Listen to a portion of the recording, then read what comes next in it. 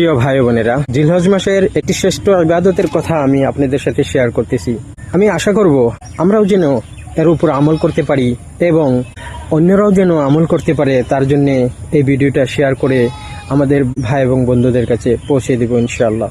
আরাফার দিনের শ্রেষ্ঠতার বিষয়ে হাদিসে মুবারাকার মধ্যে আসছে আবু দাউদ শরীফের একটি রিওয়ায়াতের বর্ণনা, হযরত আবু কাতাদা রাদিয়াল্লাহু তাআলা আনহু থেকে বর্ণনা, সিয়ামু ইয়াউমি আরাফা আহতাসিবু আলাল্লাহ আন ইউকাফিরা সানাতাল্লাতী ক্বাবলাহু ওয়া সানাতাল্লাতী বা'দাহু।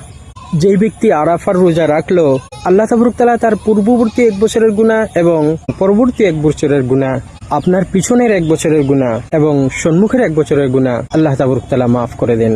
তবে আরাফার দিনের রোজার গুরুত্বটা আল্লাহর কাছে অনেক বেশি। তবে আমরাও যেন এর উপর আমল করি এবং আমাদের বন্ধু বান্ধবদের কাছেও যেন ভিডিওটা শেয়ার করে এই কথাগুলো পৌঁছে দেই, তার আজর আপনিও পাবেন ইনশাআল্লাহ।